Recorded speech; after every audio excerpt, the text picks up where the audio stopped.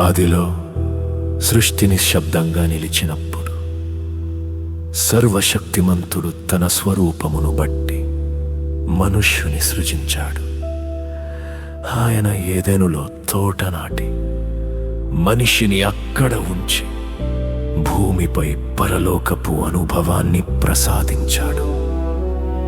సాయంకాల సమయమున తోటలో సంచరించే దేవుని స్వరం వినబడేది. భయం లేదు, దూరం లేదు, మధ్యలో తెరలేదు. మనిషి దేవుని సన్నిధిలో నడిచాడు. దేవుని హృదయం మనిషి మధ్యలో నివసించెను. ఆ సహవాసమే జీవితం, ఆ సహవాసమే ఆనందం, ఆ సన్నిధియే స్వర్గం.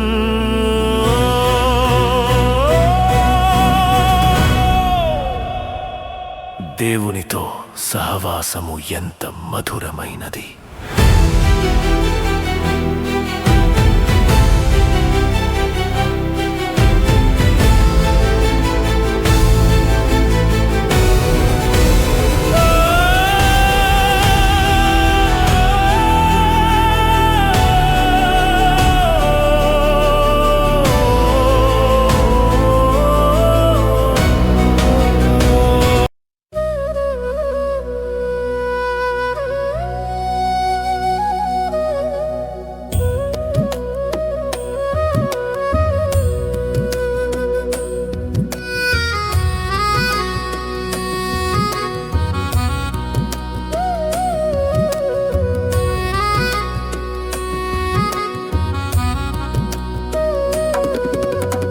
ఎంత మధురమైనది దేవునితో సహవాసము.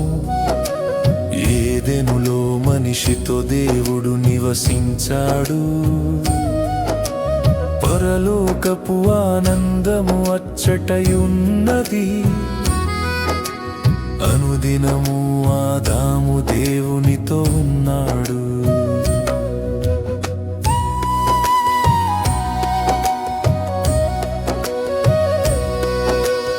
ఆదిలో ఆదాము పాపములో పడ్డాడు.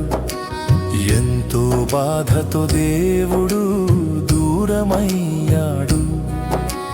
పోయిన సహవాసం కావాలని కోరాడు. తన కుమారుని మన కొరకై బలి చేశాడు. ఎంత మధురమైనది దేవునితో సహవాసము. ఏదెనులో మనిషితో దేవుడు నివసించాడు. పరలోకపు ఆనందము అచ్చటయున్నది. అనుదినము ఆదాము దేవునితో ఉన్నాడు.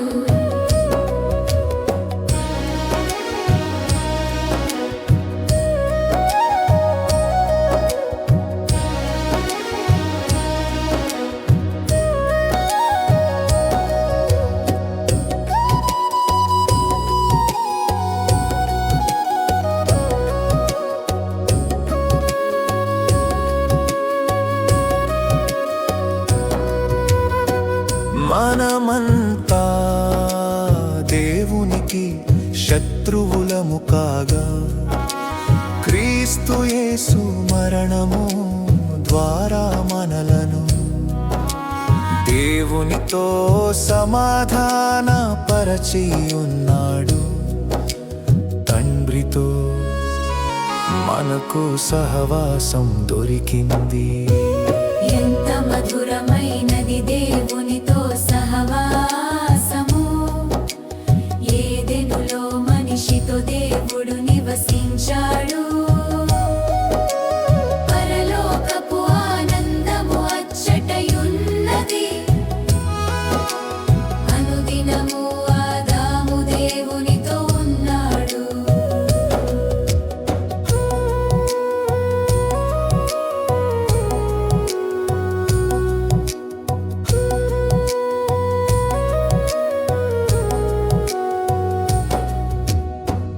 కృప ద్వారానే మనకు రక్షణ దొరికింది. దూరస్తులను స్వంత వారిగా చేశాడు. తిరిగి ఆయన పిల్లలుగా చేసుకున్నాడు.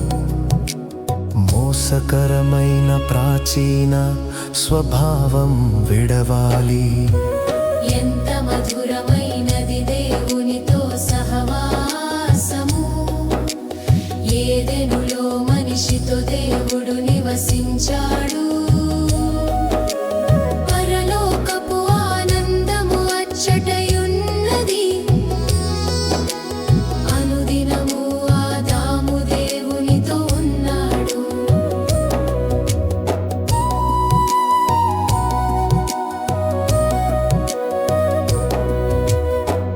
ప్రియులైన పిల్లలమై ప్రేమ కలిగి ఉండాలి.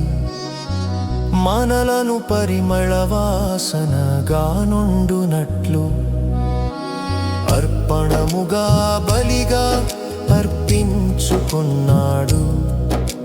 చీకటి అయిన మనలను వెలుగుగా చేశాడు.